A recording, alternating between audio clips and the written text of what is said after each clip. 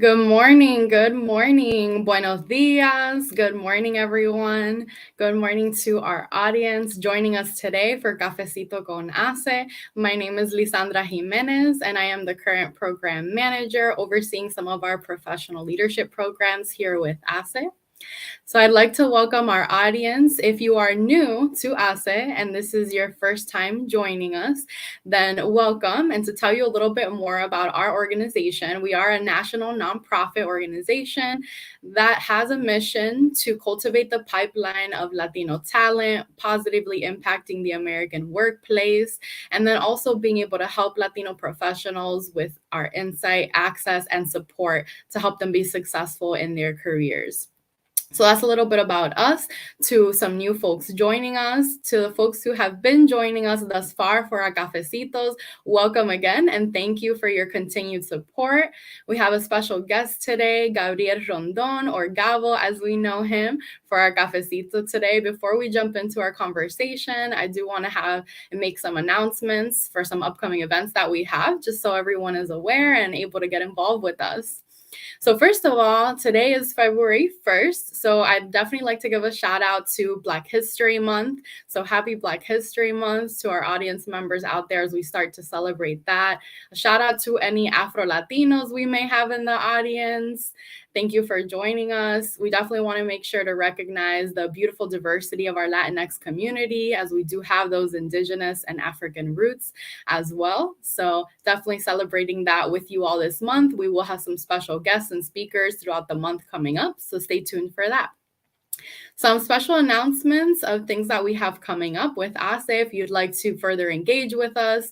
So we will be announcing our theme for the year later today. So keep a lookout for that on our social media platforms, and you'll be able to join us for our annual summit this year, which is going to be in April. So definitely keep a lookout on all our platforms so you can see what that looks like. And then also next week, we will be having an executive leadership tour event on Tuesday, February 7th. So definitely also keep a lookout for that. That is something that's going to be live stream on all our different social media platforms. So here on LinkedIn, on YouTube, on Facebook, we'll be live streaming that event next week, Tuesday.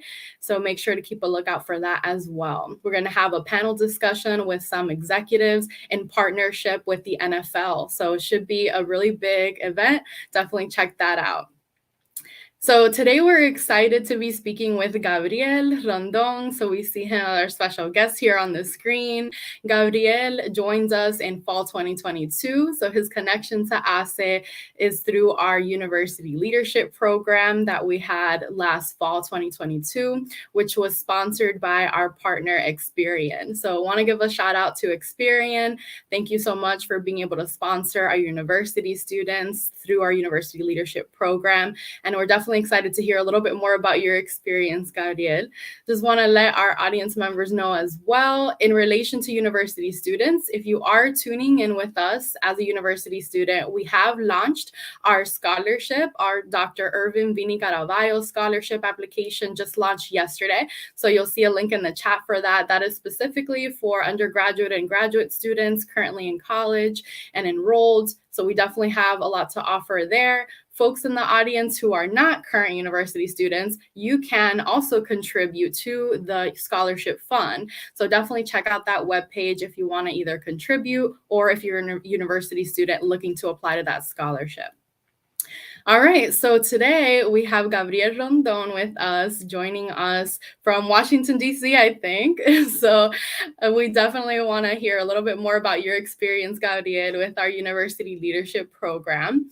But before we hear about that, the first thing we always like to ask our guests is, how do you like your cafecito in the morning or your beverage of choice? Thank you. Thank you so much, Lisandra. Thank you for your welcome and for your time in this cafecito. To be honest, I am not a coffee drinker. I don't like to drink coffee because I've seen people close to me that they drink coffee, and when they don't, they have this headache or they change their attitude. So I just prefer not to create that habit.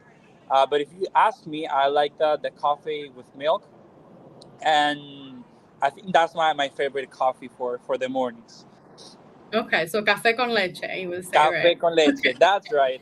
Got it, got it. Okay. We definitely want to hear from the audience. Anyone else who enjoys café con leche or other beverages of choice?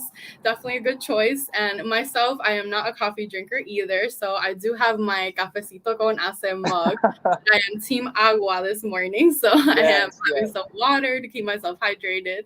So I'm also not a coffee drinker. My dad always tried to get me to drink coffee when I was little, growing up as Wow. a Cubana in the US, and they were like, yes, coffee, coffee, but yeah, that never happened for me. Never.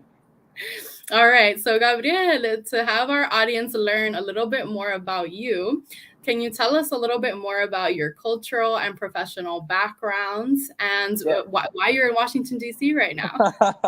Yes. Okay. So to give you more about my background, about my story, I came from Venezuela, Caracas, 5 years ago. With I like to say that I came with a carry-on full of dreams and hopes because I knew this was the land for opportunities and the land for taking action. There's so many opportunities out there, so many programs out there that, for example, these ones that give you the resources and tools. So I'm currently studying construction management engineering in Miami in the university called Florida International University. And since I started, I realized that internship experiences and programs are so important before I graduated. So I wanted to get an experience. My goal was to get one internship per year. So when I graduated, it was 4 internships. And when I started to do the internships, I realized that I knew more about myself. What do I like? What I didn't like? What environments I enjoy? What projects call my attention, my passion? So I started working as a project engineer in an engineering firm. Then I moved to two construction internships in the commercial sector. I built a Cinemark, like a movie theater, and then another one in the private sector. I did an ultra luxury apartment in North Miami Beach. Wow. Then I started to realize that okay, I like the construction, but what about politics? It was something random because people started to tell me that I should get into politics. And back in that time, I was the president of the Venezuelan Student Alliance in my university, and people started to call me, and so many politicians reached me out for events, and I was very involved in the community, doing events, outreach, and I just tried to pursue an opportunity, and the opportunity presented itself. And to be honest, I said, God, if you want me to be there, just open the doors and I'll just take the opportunity. And thank God I'm doing an internship right now in Washington, D.C. for a think tank called the Heritage Foundation. And it's been a blessing because they have taught me so much in just 2 weeks that I'm here. And also, I'm exploring a new city, living by myself, having roommates, cooking everything by myself. So it's a whole new experience. That's my background. Well, congratulations to you. We see some love for you in the chat there, Latinos in STEM, shouting out different involvement. We definitely need more Latinos in STEM. So, definitely happy to see that you're getting involved in those fields with engineering. And I have seen you in the media, very involved in your community. So, definitely want to commend you on all the work that you're doing to stay involved within your community and continue to pursue your dreams and your careers. I see a shout out to a carry on full of dreams and hope. People definitely like that saying and it resonates with them as well. So, definitely congratulations to you, and we hope to continue to see you grow.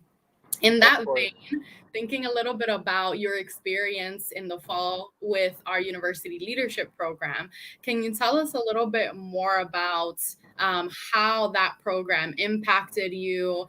We were able to have 22 Latinos graduate from that program. Yes. So we were Yes. very happy. Again, thank you to our sponsor, Experian, for making that happen for us. So tell us a little bit about your experience with our program and then how it impacted your growth and what you learned from it.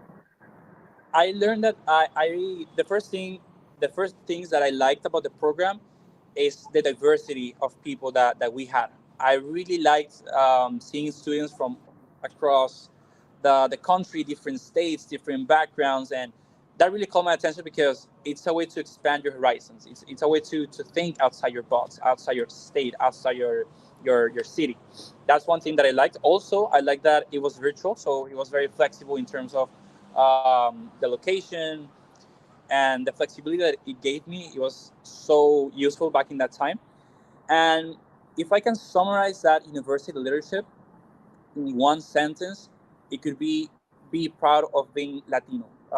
Because before all of these internships, I feel like in disadvantage of being Latino, of being like, oh, I'm new, or I don't know the language, or I don't know how to pronounce these words. Um, I didn't know that it was like a hidden advantage that I had in terms of my uniqueness, of my rareness, let's say, because I think everyone has like something unique that makes you that separates you from the crowd. In my case, is being Latino and being happy all the time and have this attitude like I don't know how to do it, but I'll figure it out. Um, so if I can summarize that program in one sentence, is to empower me and be proud of my background of being a Latino, and especially when I'm in conferences after that program, after the university leadership. Now I start my speeches with "Buenos días. My name is Gabriel Rondon," to show Nice. that I'm a Latino, and that wouldn't be possible without the inspiration and all the resources that the ASA community gave us in that university. That is great to hear, Gabo. That is definitely one of our goals for all of our leadership programs. So we definitely want to hear from folks in the chat. Let us know what questions you have for Gabo as you hear a little bit more about his backgrounds and what he's involved in. And I definitely want to comment on some of the things you said. So in all of our leadership programs, university leadership as well, as you saw, we talk a lot about leveraging your Latinidad, right? How to use that unique perspective that you have, the background you come from. We have a lot of traditional Latino values that we talk about as well. The fact that we're so hardworking as a comunidad. When we come and immigrate to the US, we definitely have what you mentioned earlier about that dreams and hope, right, for the future, a better future, being able to advance here and the American dream, like you mentioned in the beginning. So that's definitely something that we're happy to hear that you were able to embrace that identity and are able to share that with the world professionally and personally, right? Because there's absolutely nothing wrong with being able to show that authentically. So let Correct. us know if you have any questions for Gabo. We see one here from our colleague Melinda Ramirez. So she asked, what was your favorite session and why? So a little bit more about the program. Yes, there were two sessions that really caught my attention, and I don't remember the exact name, but we talk about what is personal branding and networking. I Mm, think those two go in hand in hand, and I truly believe, and if you're young and or even if you're an adult, to first develop your personal brand. And I'm not saying in social media, I'm saying what are the core values that you believe? What makes you you? What makes you unique in terms of values, in terms of how people remember you? If I say, how can I describe Lisandra in one word? That's the personal brand that I'm talking about. So first, discover what's your personal brand. How do you want people to remember you authentically and genuinely? And then you can start networking, because people do the opposite. They do the networking first and then they want to discover themselves. So it's right, better to always discover yourself, what you like, what are your values, what maybe a phrase that you say all the time, so people when hear that phrase, oh, I remember Lisandra because she says always this phrase. So make sure that you build your personal brand, that it's genuine, that it's authentic, and then you start network. And when you network, what is the purpose of network? Do you want to have fun? Do you want to have more connections? Do you want to build your net worth through your network? What's your interest on building your network? Because a lot of people think about network like taking, and it is taking because you're taking information, but it's also about giving. What are you giving to the people that you're networking with? exactly. So that give and take, that exchange of let me share some knowledge with you, let me help you grow, and then in turn you Exactly. help me grow as well, maybe connecting to different opportunities, different Correct. people. So definitely. We have another question here. How do we develop a solid cohesion at the office among fellow Latino colleagues? So being able to collaborate with one another. Well, in this internship in particular, I am the only Latino because they are all American. But there are some like three or four that their parents are Latinos, and the best way to develop like that cohesion, that connection, is to be authentic and understand that we are different. We have different backgrounds, but at the end of the day, we're humans and we have emotions and we have stories to tell. It's always to appeal to that emotional part that we have, beyond the work. Instead of saying, "Oh, what are you working on?" say, "How was your day? How do you feeling today?" Sorry for the background. No worries, no worries. I would say definitely, as it relates to our Latino community, we have so much more strength in numbers. ASA has talked a lot about the amount of GDP that we have all together. So we are definitely stronger together, and united together is a way that we can move forward with those numbers and strengthen that impact, right? And also being vulnerable in terms of, hey, I need help, and I recognize that you are better, or that you have more knowledge or more experience, and I would like to learn from you. Can you teach me? So being vulnerable in that sense, to just be honest. Right. You did mention in your LinkedIn platform recently about being authentic. So definitely think that goes along with that, being able to lead authentically, be yourself in order to collaborate with others. Folks see that you're really genuine, that you're not Yeah. trying to, lie to them or anything like that. Absolutely. So one more question from our audience, from Fernanda.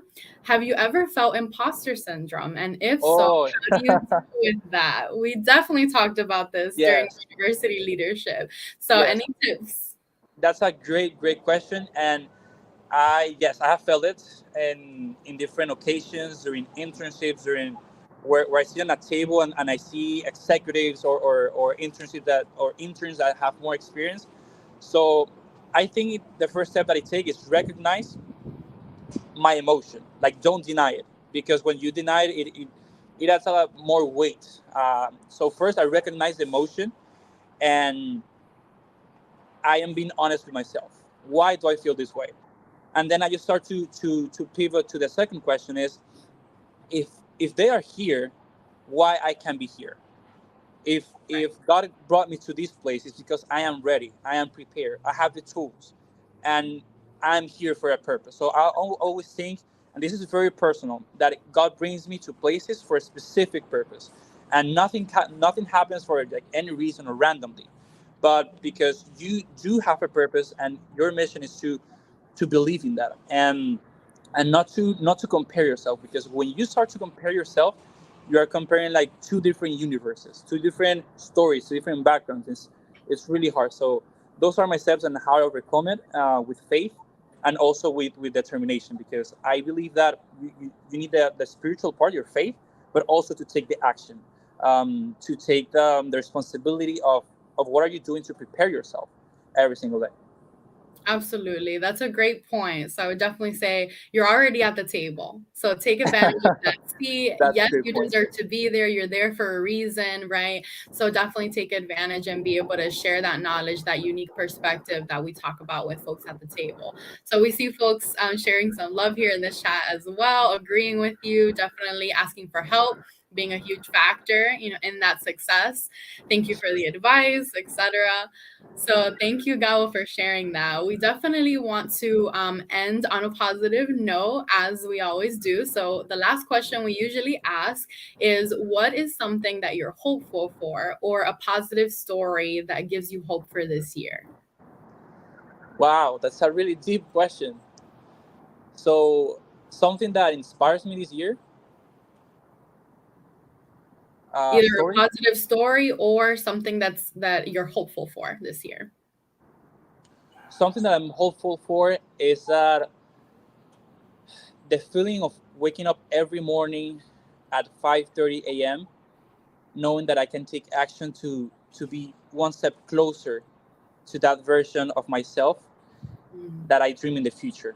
Um, Knowing that every single day, God gives me an opportunity to wake up, fresh start, and start building from the beginning, and just focus on the day. Of course, visualizing the future, but be present in the day. And I saw a TED talk. I watched a TED talk like last month, called "What is True Happiness?" Like, what is the true meaning of life? And basically, the TED talk was explaining that what gives meaning to our lives is the quality of our relations, and we have to invest time. Yes, we can work hard in ourselves, in our career and everything, but if we reach the top and we are lonely, why do we did it for? We have to take care of our family, of our relationships in love. Um, so I think that's very important to nourish that relationship and take care of the people who believe in you. Because if you reach the top, it's because people there were like a small group of people that believed in you from the beginning. So take care of your relationships. That's a great point, because definitely in this crazy busy world that we're living in, we don't always prioritize or make a lot of time, for those loved ones, or to build that network, continue to connect with those folks. So great points. Thank you so much, Gabo, for sharing that with us. We're so happy you could join us today. And hey, if you're starting your day at 5:30, you're already ahead of me. So you definitely got a good head start. Thank you to our audience members for joining us today. We hope to continue to see your success and hear more about the things you're looking forward to doing, Gabo. So thank you for today. Thank you so much. We'll Gracias. see you next time. Nos vemos.